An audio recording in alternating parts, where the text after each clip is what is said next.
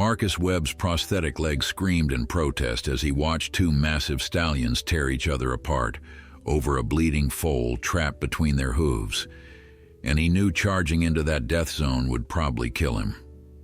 But the broken Marine did it anyway, and what happened in the weeks that followed would crack open the shell he'd built around his shattered heart. Before we continue, don't forget to subscribe to the channel, like the video, and comment where in the world you're watching from. Let's go. The desert stretched endlessly under the scorching Arizona sun, a landscape of dust and scrub brush that seemed to swallow hope itself. Marcus Webb stood at the edge of his small ranch, his prosthetic leg aching in the heat as he surveyed the barren land that had become both his refuge and his prison. The ranch was modest, barely more than a weathered cabin and a handful of corrals, but it was all he had left after everything else had been taken from him.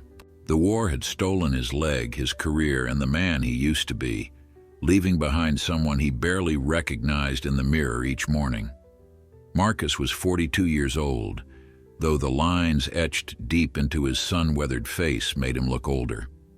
His dark hair had begun to gray at the temples, and his blue eyes, once sharp and alert, now carried a weariness that came from too many sleepless nights and too many memories he wished he could forget. He had been a Marine, a cavalry scout who had spent years overseas, and when the IED exploded beneath his vehicle in Afghanistan, it had changed everything in an instant. The physical wounds had healed as much as they ever would, but the invisible scars ran deeper than any surgeon could reach. Now he lived alone in this forgotten corner of Arizona, trying to find peace in the silence of the desert, though peace seemed as elusive as water in this dry land. The ranch had been his grandfather's once, a place where wild mustangs roamed free across the open range. Marcus had spent summers here as a boy, learning to ride and work with horses under the old man's patient guidance. Those had been simpler times before duty called him away to distant wars and shattered dreams. When he returned from the hospital, broken and bitter, this ranch was the only place that felt like it might accept him as he was. He had sold nearly everything to keep it running, scraping by on his disability checks and the occasional odd job, but the land demanded more than he could give.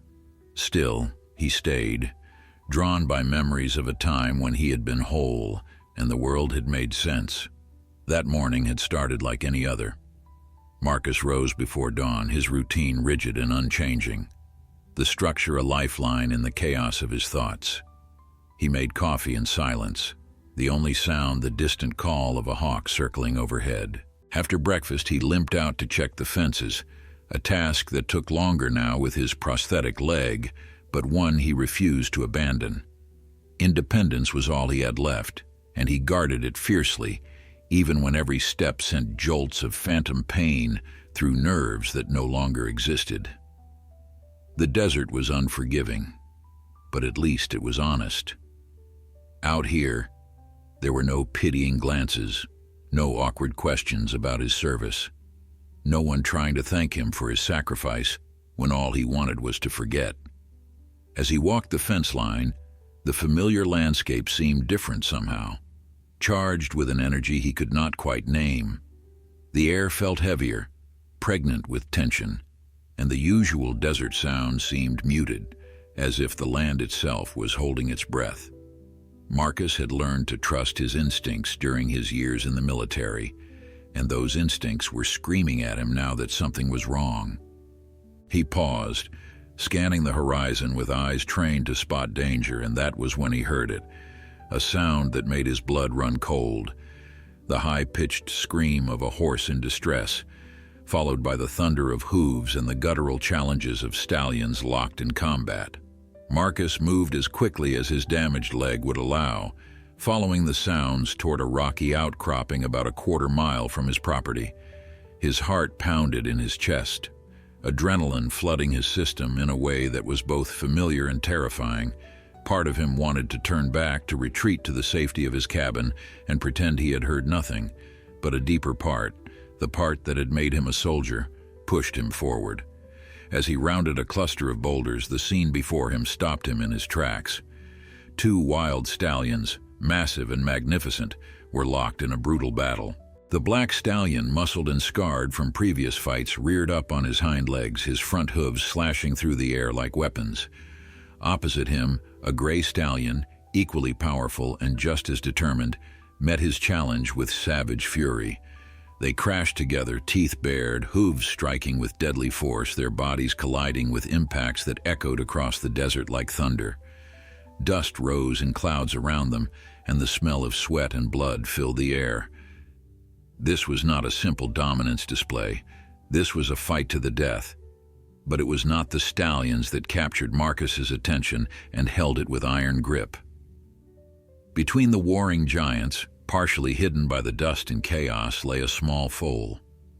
The young horse could not have been more than a few weeks old, its legs too long for its body, its coat still bearing the soft fuzz of extreme youth.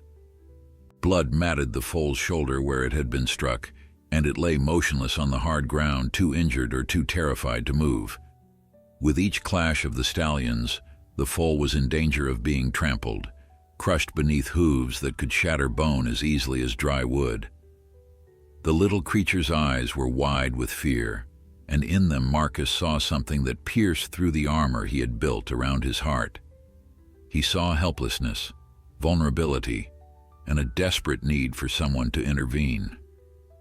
Marcus had spent the last 3 years trying to convince himself that he was done with saving things, done with being a hero, done with putting himself in danger for causes that might be lost from the start.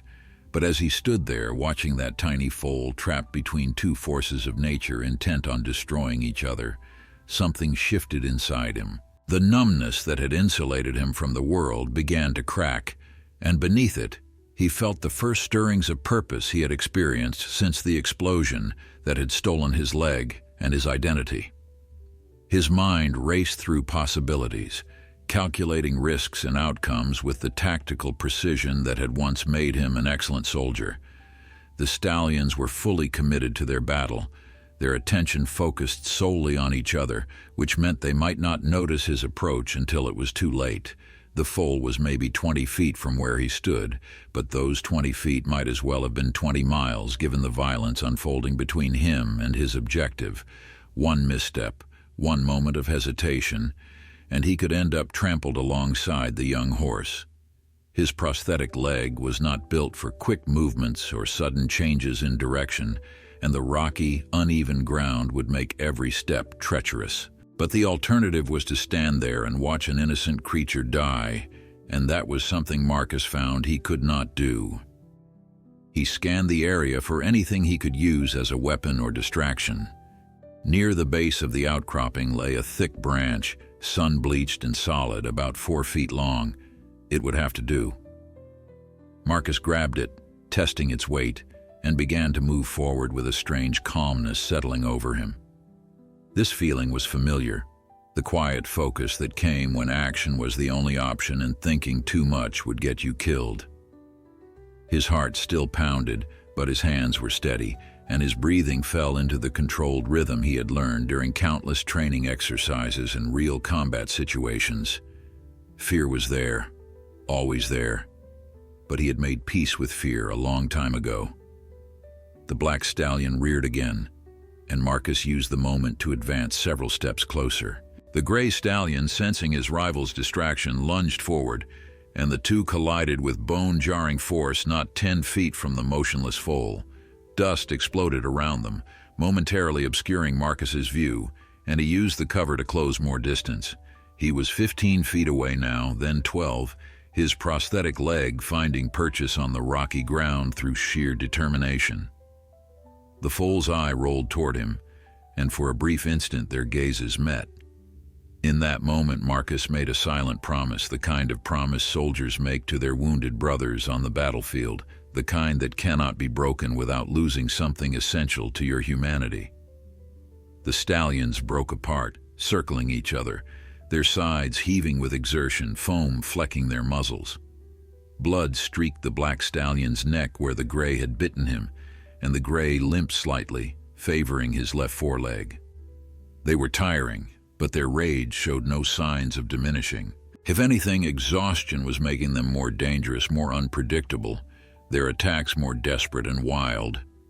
Marcus knew he had maybe seconds before they crashed together again, and when they did, he needed to be between them and the foal, or close enough to grab the young horse and pull it clear.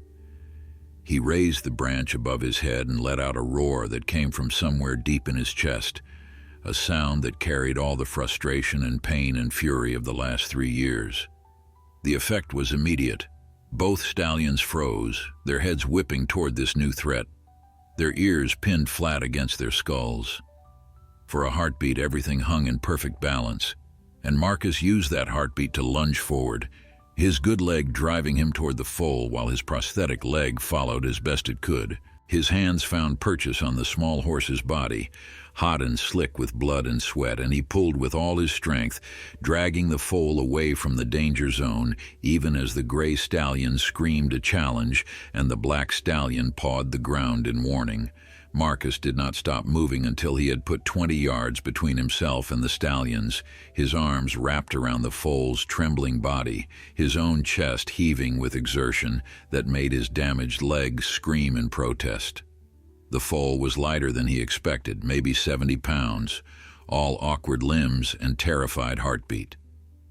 Behind them, the stallions seemed confused by this intervention, their battle temporarily forgotten, as they tried to process what had just happened.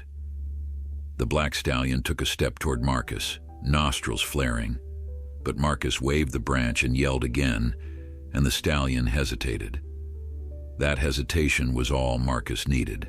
He began backing away, moving as quickly as his leg would allow, putting distance between himself and the wild horses while keeping his eyes locked on them, watching for any sign they might charge.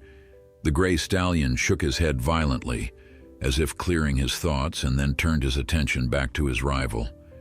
Within seconds they were engaged again, their fight resuming with the same intensity. But now Marcus and the foal were clear, safely removed from the killing ground. Marcus kept moving until his back hit the boulder he had used for cover earlier, and only then did he allow himself to stop, to breathe, to assess what he had just done and what condition the foal was in. His hands were shaking now, adrenaline catching up with him, and his prosthetic leg felt like it might give out at any moment. But none of that mattered, because the foal was alive and breathing in his arms. Marcus carefully lowered himself to the ground, his back against the sun-warmed rock, and positioned the foal across his lap so he could examine the injuries without causing further harm. The young horse had stopped struggling. Whether from exhaustion or shock, Marcus could not tell, but its rapid breathing and wide, terrified eyes told him the animal was still very much aware of its surroundings. Blood matted the soft coat along the shoulder and ribs where one of the stallions had struck it, and there was a gash above the foal's left eye that oozed dark red. Marcus's fingers, still steady despite the situation, probed gently around the wounds, feeling for broken bones or signs of internal damage. The foal flinched at his touch but did not try to escape, which worried Marcus more than if it had fought. Complete stillness in an injured animal often meant the injuries were severe, or that shock was setting in. The shoulder wound was deep but clean, a hoof strike that had torn skin and muscle but thankfully missed any major blood vessels or bones. The gash above the eye was more concerning, close enough to the socket that Marcus worried about damage to the delicate structures there, but when he carefully lifted the foal's eyelid, the eye itself appeared intact and responsive. There were other scrapes and bruises, evidence of the foal being knocked around during the stallion's battle, but nothing that looked immediately life-threatening. What concerned Marcus most was the way the foal held its right front leg, tucked slightly under its body, at an unnatural angle. When he ran his hands down the leg, feeling the bones beneath the soft hide, the foal jerked and let out a small cry of pain. Marcus sat back on his heels, his mind working through options with the methodical approach of someone who had made life and death decisions before and understood the weight they carried. The foal needed veterinary care, that much was certain, but the nearest vet was 40 miles away in town, and Marcus had no trailer suitable for transporting an injured horse. No way to get the animal there safely even if he wanted to. His truck was old and barely ran on good days, and the idea of trying to load a terrified, wounded foal into the cab was laughable. That left him with only one real choice. He would have to take the foal back to his ranch, stabilize it as best he could with the limited supplies he had, and hope that was enough to keep it alive until he could figure out the next step. Behind them, the sounds of the Stallions' battle had grown more distant. Marcus risked a glance around the boulder and saw that the two horses had moved their fight farther into the desert, still locked in their violent dance, but no longer an immediate threat. Good. That gave him time to move without worrying about them circling back. He looked down at the foal cradled in his lap, this small creature that had somehow become his responsibility in the span of a few chaotic minutes, and felt something shift inside his chest. It was not quite warmth, not quite hope, but it was something other than the cold emptiness that had defined his existence for so long. Maybe it was purpose. Maybe it was just the instinct to protect something vulnerable. Whatever it was, Marcus recognized it as dangerous because caring about something meant it could hurt you when you lost it. He pushed that thought aside and focused on the practical problem before him. The foal probably weighed 70 or 80 pounds, awkward to carry but not impossible for someone of his size and strength. The walk back to his ranch would take maybe 20 minutes, longer with his prosthetic leg and the added weight, but he could manage it. He had carried heavier loads over worse terrain during his military service, though admittedly, he had 2 good legs then and was not nursing wounds himself. Still, what choice did he have? Leaving the foal here was not an option, not after everything he had just risked to save it. That would make the rescue meaningless, a waste of effort and danger that his stubborn nature would not allow. Marcus shifted his weight and carefully gathered the foal into his arms, cradling it against his chest the way he had once carried injured soldiers off the battlefield. The comparison was not lost on him, and a bitter smile touched his lips. Here he was, 3 years after swearing he was done with this kind of thing, once again putting himself on the line for a cause that might well be doomed from the start. But as he stood, his prosthetic leg taking the weight with a familiar ache, and began the slow journey back toward his ranch, he found that he did not regret the decision. The weight in his arms was warm and alive, proof that sometimes action was better than standing aside, even when the odds were not in your favor. The desert stretched before him, vast and unforgiving under the midday sun, and sweat soon soaked through his shirt as he walked. Each step was deliberate, careful not to jar the injured foal more than necessary, and his prosthetic leg protested with every movement, sending sharp pains shooting up through his hip. The journey back to the ranch became a test of will that pushed Marcus to limits he had not confronted in years. The foal, though small, grew heavier with each passing minute as fatigue settled into his muscles and his arms began to burn with the strain. The sun beat down mercilessly, turning the air into something thick and suffocating, and the sweat that poured down his face stung his eyes until his vision blurred. His prosthetic leg, never designed for this kind of sustained exertion over rough terrain, dug into the stump of his thigh with every step, creating friction that would leave blisters and raw skin he would deal with later. But Marcus kept moving, kept putting one foot in front of the other because stopping meant admitting defeat, and that was something he had never learned how to do. The foal had grown quieter during the walk, its breathing shallow and rapid against Marcus's chest. He tried not to think about what that might mean, tried not to imagine that he had risked everything to save a creature that might die in his arms before he even reached the ranch. Instead, he focused on the familiar landmarks that marked his progress, the twisted Joshua tree that stood like a sentinel near the old fence line, the rusted water tank his grandfather had installed decades ago, the weathered sign that read Webb Ranch in faded letters, more optimistic than accurate given the ranch's current state. Each landmark brought him closer to home, closer to the moment when he could set down his burden and begin the real work of trying to keep this young horse alive. When the ranch buildings finally came into view, Marcus felt a surge of relief so powerful it nearly buckled his knees. The small cabin with its tin roof glinting in the sun had never looked more welcoming, and the old barn beyond it, leaning slightly to one side but still standing, represented shelter and safety. He adjusted his grip on the foal, whose head now hung limply over his arm, and pushed himself through the last 100 yards with reserves of strength he had not known he possessed. By the time he reached the barn door, his entire body was shaking with exhaustion, and black spots danced at the edges of his vision.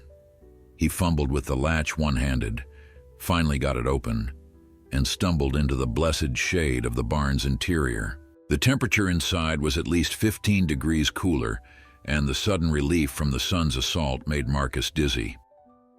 He made his way to an empty stall at the far end of the barn, one he had been using for storage, but which still had clean straw bedded down in the corner.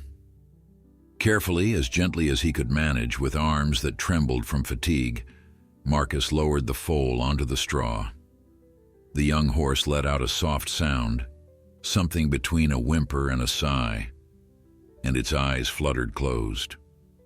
Marcus stood there for a moment, catching his breath, then collapsed onto an overturned bucket nearby, his prosthetic leg stretched out in front of him.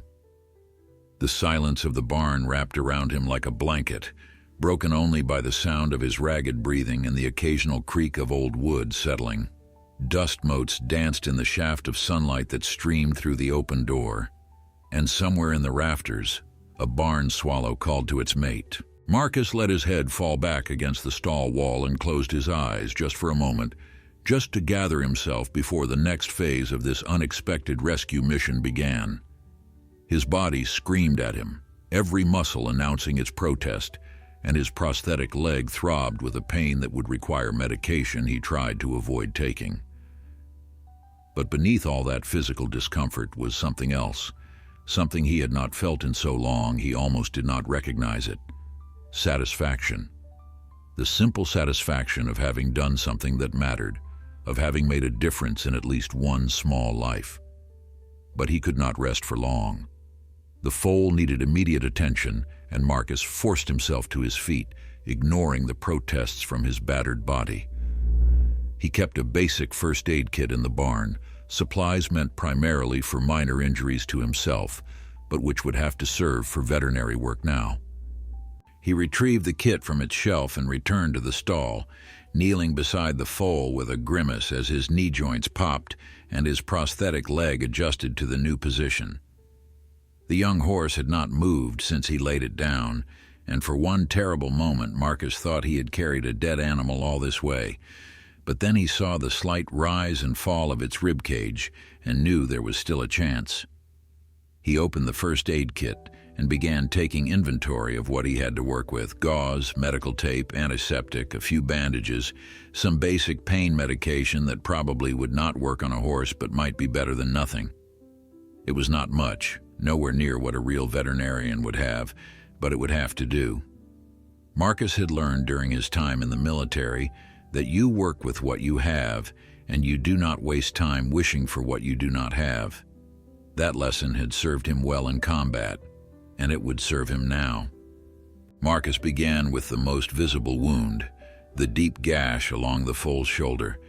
He soaked a clean cloth in water from the bucket he kept in the barn, water that was lukewarm but still better than nothing, and began gently cleaning away the dried blood and dirt that crusted around the injury.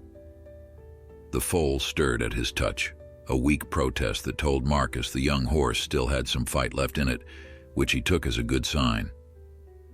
As he worked, his hands fell into a rhythm born from muscle memory, the same careful movements he had used countless times when treating wounded soldiers in the field. The context was different, but the principle remained the same. Stop the bleeding, clean the wound, prevent infection, keep the patient alive until proper medical care could be arranged. The shoulder wound was worse than he had initially thought. The hoof strike had torn through skin and muscle tissue, creating a ragged opening that would require stitches if the foal had any hope of healing properly. Marcus did not have surgical supplies or the training to suture an animal, but he had closed enough wounds on himself and others to know the basics. He retrieved a needle and thread from his kit, the kind meant for emergency field repairs, and held them over a lighter flame to sterilize them as best he could. The process was crude and far from ideal, but it was all he had. As he prepared to begin stitching, he found himself talking to the foal in a low, steady voice, the same tone he had used to calm frightened soldiers before performing emergency medical procedures under fire. "Easy now, little one. I know this is going to hurt, but I need you to stay still for me. Just a few minutes, and then the worst will be over." Marcus positioned himself carefully, bracing the foal's body with his knee while leaving his hands free to work. The first stitch went in clean, piercing the torn edges of skin and pulling them together. The foal jerked and let out a cry that cut through Marcus like a knife, but he did not stop. He could not afford to stop. Every second the wound remained open was another chance for infection to set in, another risk to the foal's already precarious chances of survival. He worked quickly but carefully, each stitch placed with precision born from necessity, his fingers steady despite the tremor of fatigue that ran through his arms. By the time he finished closing the shoulder wound, sweat dripped from his face and his hands were cramping, but the torn flesh was now held together by a neat line of stitches that would give it a fighting chance to heal. Marcus sat back, wiping his forehead with the back of his hand, and allowed himself a moment to breathe before moving on to the next injury. The gash above the foal's eye was shallower but potentially more dangerous given its proximity to vital structures. He cleaned it with the same gentle care, relieved to see that the bleeding had mostly stopped on its own. A butterfly bandage would hold the edges together well enough, and he applied it with fingers that were starting to feel the full weight of exhaustion. The right front leg remained the biggest concern. Marcus ran his hands along the limb again, feeling for breaks or fractures, and while he found no obvious signs of broken bones, the swelling was significant and the foal flinched violently whenever he applied even gentle pressure to the lower portion of the leg. A sprain, perhaps, or a hairline fracture he could not detect without proper equipment. Either way, the leg needed to be immobilized, and the foal would need to stay off it for the healing process to begin. Marcus fashioned a splint from pieces of wood he found in the barn, padding them with strips of cloth before carefully binding them to the foal's leg with medical tape. It was a rough job, something that would make any real veterinarian cringe, but it would keep the leg stable, and that was what mattered. As he worked, Marcus found his mind drifting back to other times, other places where he had performed similar acts of emergency medicine. The faces of soldiers he had tried to save flickered through his memory, some who had lived and some who had not, and with each remembered face came a wave of emotion he quickly pushed down. He could not afford to go to those dark places right now, could not let the ghosts of his past interfere with the work at hand. The foal needed him present, focused, not lost in memories of things he could not change. But the parallels were impossible to ignore. Once again he was fighting against impossible odds to save a life that hung by a thread. Once again he was covered in blood that was not his own, working with inadequate supplies in less than ideal conditions. The circumstances were different, but the core truth remained the same. Some things were worth fighting for, even when the fight seemed hopeless. When he finished with the splint, Marcus gathered fresh straw and arranged it around the foal to create a soft nest that would cushion its body and keep it warm as shock wore off. He covered the small horse with an old blanket he retrieved from the cabin, tucking it around the trembling body with a gentleness that surprised him. The foal's eyes were half closed now, its breathing more regular than before, and Marcus took that as a sign that the worst of the immediate crisis had passed.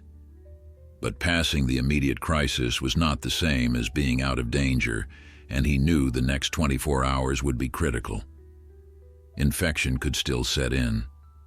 The leg injury could prove more severe than he thought. The foal could simply give up, its small body unable to recover from the trauma it had endured. There were 1,000 ways this could still go wrong, but at least now, the young horse had a fighting chance. Marcus pushed himself to his feet, his body protesting every movement, and made his way to the barn door. The sun was beginning its descent toward the horizon, painting the desert in shades of orange and gold that might have been beautiful if he had the energy to appreciate them. He needed to clean himself up, needed to tend to his own injuries and take the pain medication he had been avoiding, but more importantly, he needed to figure out what came next. He had bought the foal some time, but that was all it was. Time. The young horse would need proper veterinary care, would need supplies Marcus did not have and could not afford, would need a level of attention and commitment that he was not sure he could provide given his own limitations. The rational part of his mind, the part that had kept him alive through deployments and injuries and the long, dark aftermath, told him he should call animal control or a rescue organization, let them deal with this problem he had taken on without thinking through the consequences. But even as the thought formed, Marcus knew he would not make that call. Something had changed in him during those terrifying minutes when he had charged between two fighting stallions to save a helpless creature. Some wall he had built around himself had developed a crack, and through that crack was seeping emotions and connections he had spent 3 years trying to avoid. The foal was his responsibility now, not because anyone had asked him to take it on, but because he had chosen to act when he could have walked away. That choice, made in a split second of instinct and old training, had consequences he would have to live with. The question was whether those consequences would destroy him or save him, and Marcus honestly did not know the answer. He limped back to the cabin, each step a reminder of what his body had been through that day, and stripped off his blood-stained shirt. The mirror in the bathroom showed him a face he barely recognized, haggard and drawn, with lines of pain etched deep around his eyes and mouth. He looked like a man who had been through a war, which was accurate enough even if this particular battle had been fought against wild horses rather than enemy combatants. As he cleaned the blood from his hands and arms, Marcus let his mind go blank, focusing only on the simple task of soap and water, of washing away the physical evidence of what he had done while the emotional impact remained buried somewhere deep inside where he did not have to examine it too closely. After tending to his own cuts and scrapes, Marcus swallowed the pain medication he kept for bad days when his phantom limb pain became unbearable and made his way back to the barn. He could not leave the foal alone for long, not when its condition could change in an instant. He settled himself on the overturned bucket again, positioning it so he could keep watch over the stall where the young horse lay. The evening light filtered through the gaps in the barn walls, creating patterns of shadow and illumination that shifted as the sun moved lower. A peaceful scene, if you did not look too closely at the injured animal fighting for its life in the corner. Marcus found himself studying the foal with an attention he had not given to anything in a long time. It was a Mustang, wild-born and wild-bred, with the sturdy build and intelligent eyes that characterized the breed. The coat was a rich bay color, darker along the mane and tail, and would be beautiful once it was cleaned properly and the blood washed away. There was something noble about the way the young horse held itself even in injury, a dignity that reminded Marcus of soldiers he had known who refused to show weakness even when everything was falling apart. He wondered about the foal's mother, whether she was out there somewhere in the desert searching for her baby, calling into the wind with no answer coming back. The thought brought an unexpected tightness to his chest, and he pushed it away before it could take root. As darkness settled over the ranch, Marcus retrieved a camping lantern from his supplies and hung it from a hook in the stall, creating a small circle of warm light in the growing gloom. He would stay here tonight, would keep vigil over this creature he had saved, because that was what you did when you took responsibility for something. You saw it through. The night stretched long and restless, filled with sounds that took on ominous meaning in the darkness. Every creak of the barn settling, every rustle of straw, every breath from the foal sent Marcus's attention snapping back to full alertness. He dozed in fits and starts, never quite falling into real sleep, his body too conditioned by years of military service to fully relax when there was a mission to complete. And this was a mission, he realized, as clear and defined as any he had been given overseas. Keep the foal alive, get it through the night, deal with tomorrow when tomorrow came. The simplicity of it appealed to the part of him that had always functioned best with concrete objectives and measurable goals. Around midnight, the foal stirred and tried to lift its head. Marcus was at its side instantly, his hand gentle on the small neck, his voice low and soothing as he had heard his grandfather speak to frightened horses decades ago. Easy there, you are safe now. No one is going to hurt you. The words felt strange in his mouth, unfamiliar after years of silence and isolation, but they seemed to have an effect. The foal settled, its eyes finding Marcus in the dim light, and for a long moment they simply looked at each other. In that gaze, Marcus saw fear and pain, yes, but also something else. Trust. Or maybe the beginnings of trust. The foal was allowing him close, accepting his presence, and that felt like progress, even if it was progress measured in the smallest of increments. By dawn, Marcus had convinced himself that the foal would survive the immediate crisis. Its breathing had stabilized, the bleeding had stopped completely, and though it was clearly in pain, there was a spark of life in its eyes that gave him hope. When the first light of morning filtered through the barn walls, Marcus stood and stretched, his body a symphony of aches and pains that reminded him he was not as young as he used to be and certainly not as whole. His prosthetic leg had rubbed his stump raw during yesterday's exertion, and walking was agony, but he had things to do.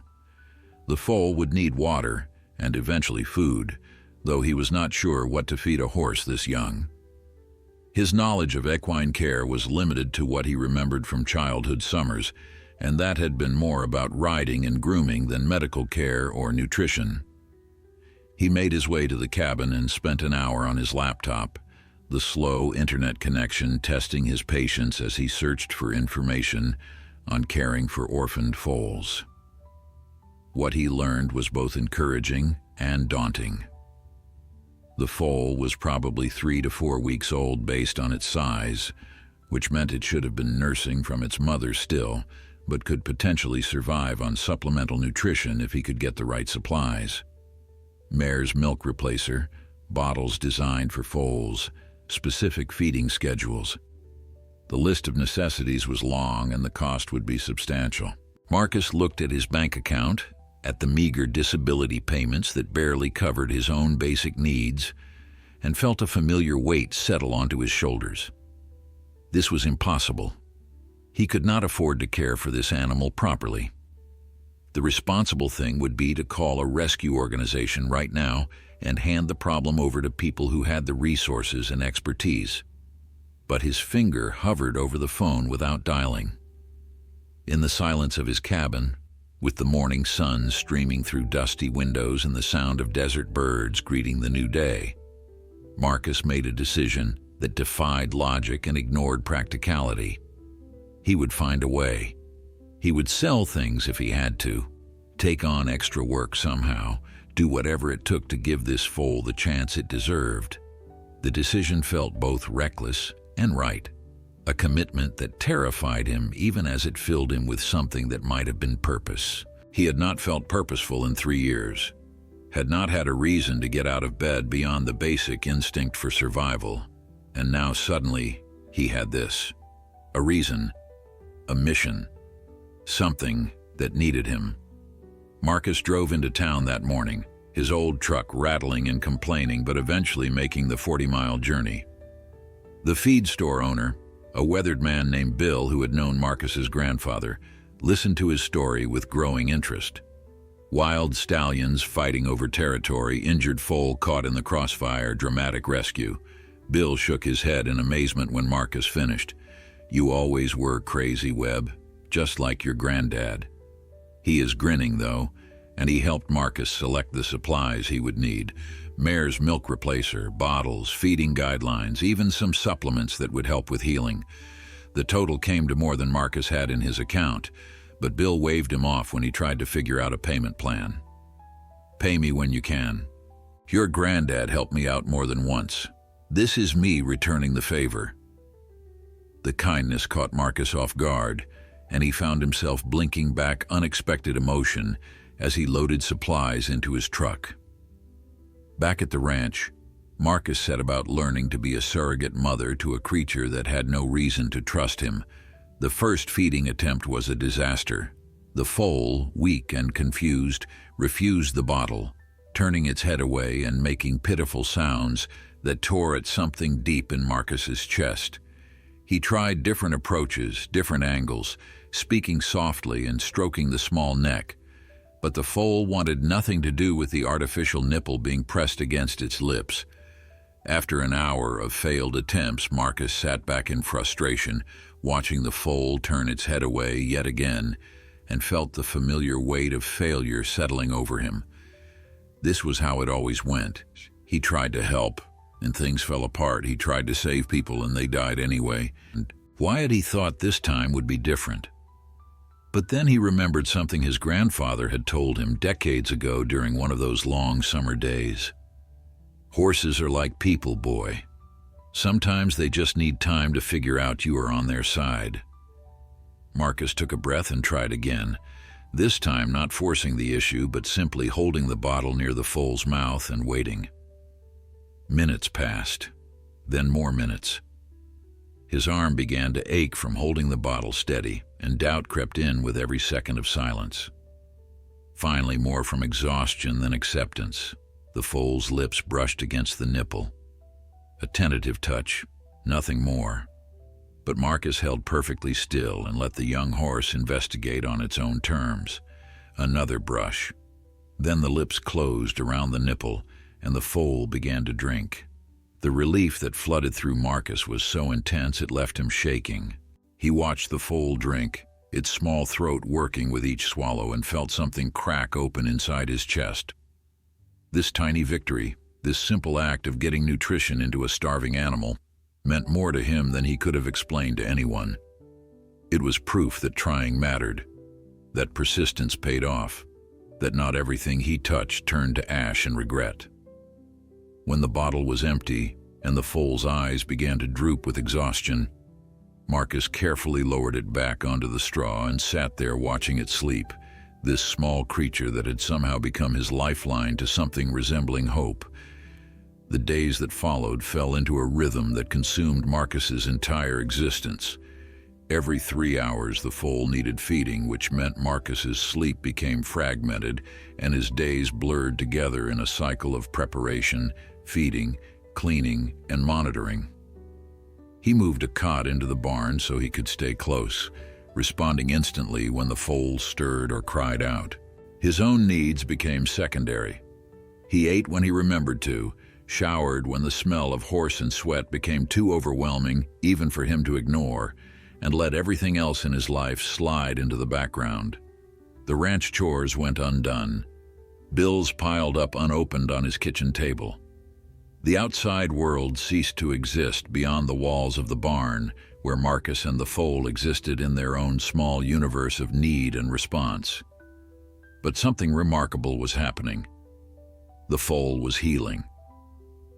Day by day, the wounds began to close, the swelling in the leg reduced, and strength returned to the small body that had been so close to death. More importantly, the fear that had dominated those first dark eyes began to fade, replaced by curiosity and something that looked like recognition when Marcus entered the stall. The young horse would lift its head when it heard his footsteps, would nicker softly in greeting, would press against his hand when he stroked its neck. They were building something, Marcus realized, something he had not expected and was not sure he deserved. They were building trust. Marcus found himself talking to the foal during the long hours they spent together, sharing thoughts and memories he had never spoken aloud to another living soul. He told stories about his time in the Marines, about the friends he had lost, and the man he used to be before the explosion changed everything. He talked about his grandfather and this ranch, about what it had meant to him as a boy and what it represented now. He even talked about the loneliness, about the 3 years he had spent trying to convince himself that isolation was the same thing as safety. The foal listened with those deep brown eyes, never judging, never offering platitudes, just being present in a way that made the words easier to say. 3 weeks after the rescue, Marcus stood in the stall and watched as the foal took its first tentative steps on the healing leg.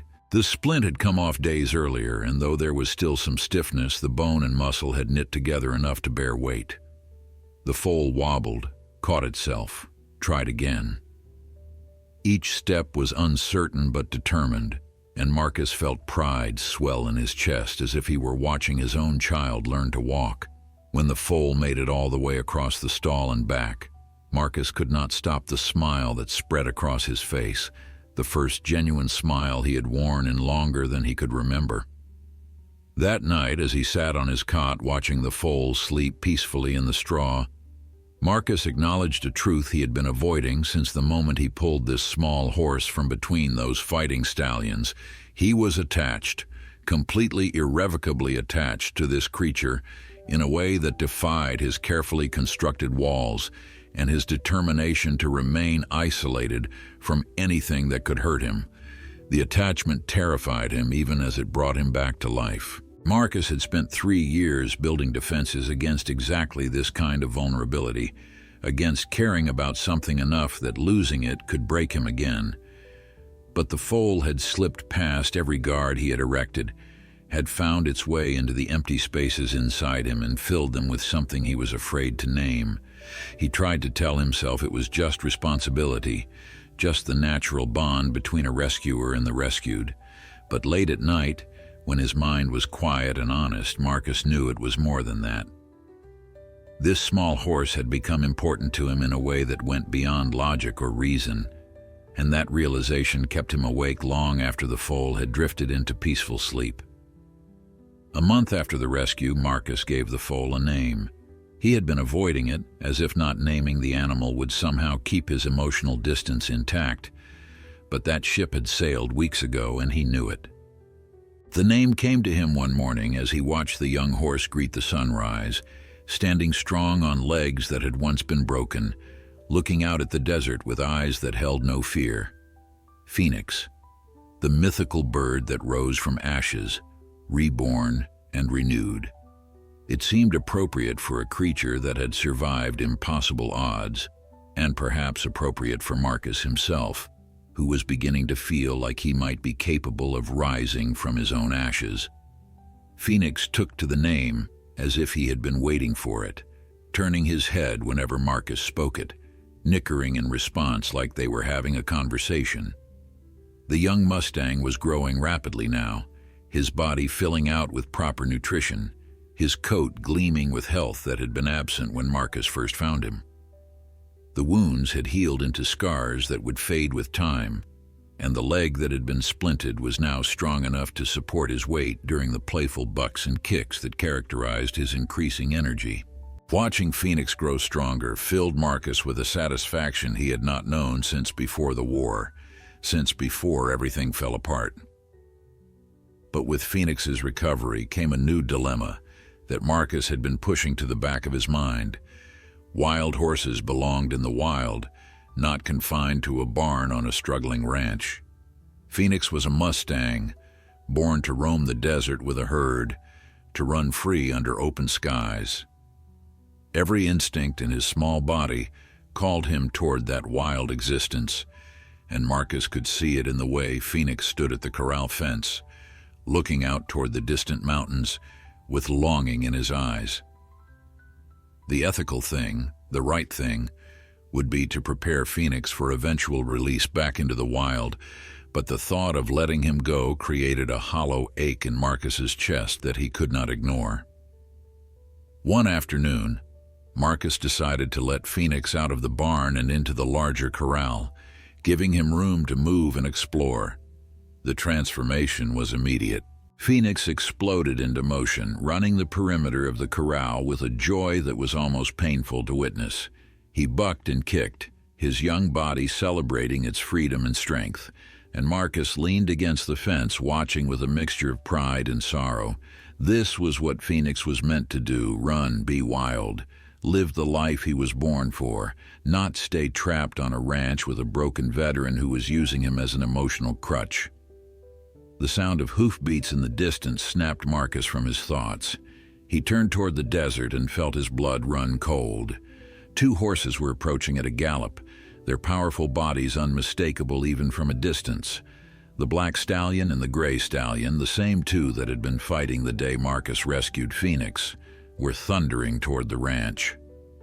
They must have picked up Phoenix's scent on the wind, or perhaps they had been searching for him all this time. Drawn by instincts Marcus could not begin to understand.